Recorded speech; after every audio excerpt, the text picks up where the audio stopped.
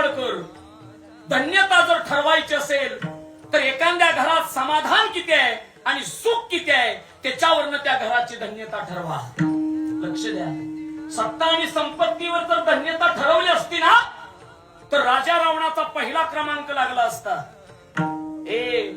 कुठल्या घराची धन्यता किती मोठी आहे बाबा याची व्याख्या जर करायची असेल, ज्या घरामध्ये रोज हरिपाठ होतो, ज्या घरामध्ये रोज ज्ञानेश्वरी वाचली जाते, ज्या घरामध्ये रोज गाथेचं पारायण होतं, ज्या घरामध्ये आईबापाची सेवा केली जाते, त्या घराकडे पाहिल्यावरती आम्ही त्याची व्याख्या केली पाहिजे. धन्यता काय असते तर धन्यता त्या घरासारखी असते.